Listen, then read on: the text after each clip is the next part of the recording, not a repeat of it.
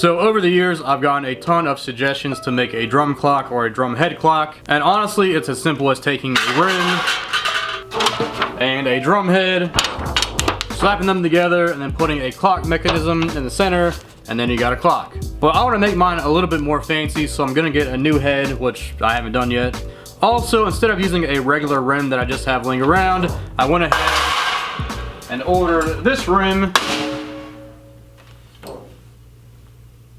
Whoops.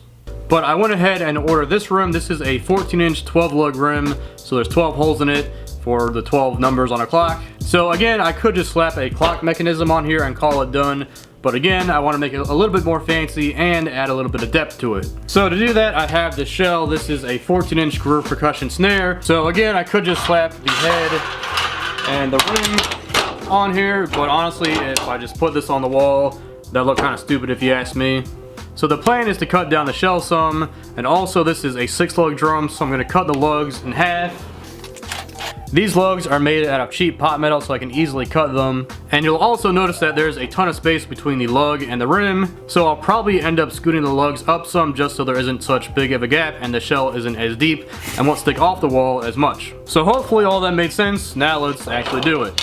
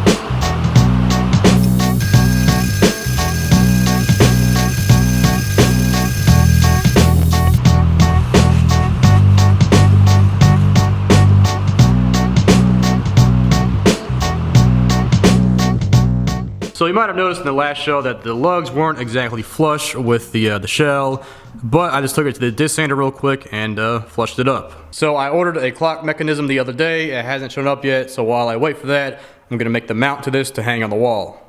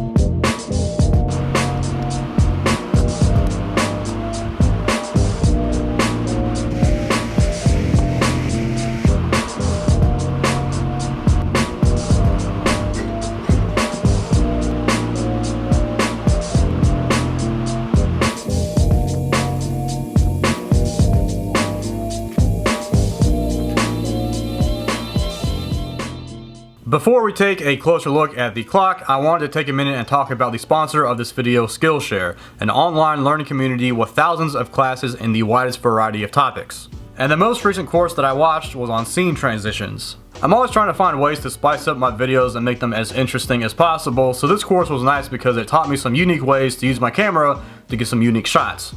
And another thing about this course is it really fit my style of filming, so when I show the clock, hopefully you'll be like, oh, that's something Dave would totally shoot, even though I use techniques that I just learned.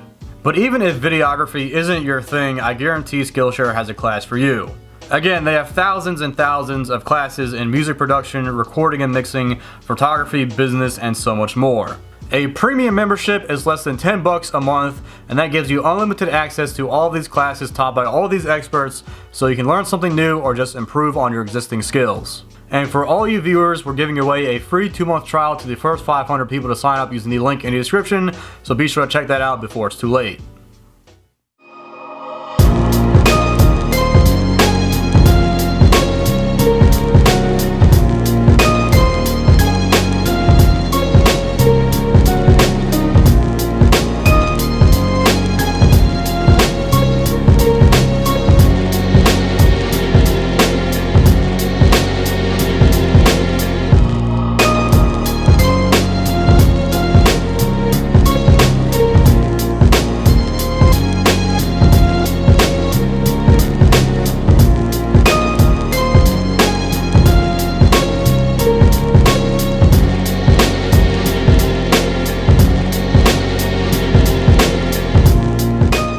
So that's my take on a drum clock. Honestly, it came out way better than I was expecting, and as far as I know, I'm the first person to make one the way that I did, so be sure to let me know what you think about it in the comments.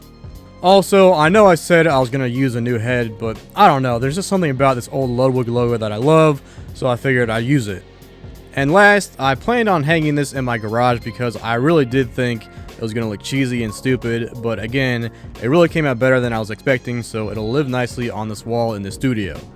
But yeah, that was just a quick and simple little project, so that's it for this one. Thanks for watching.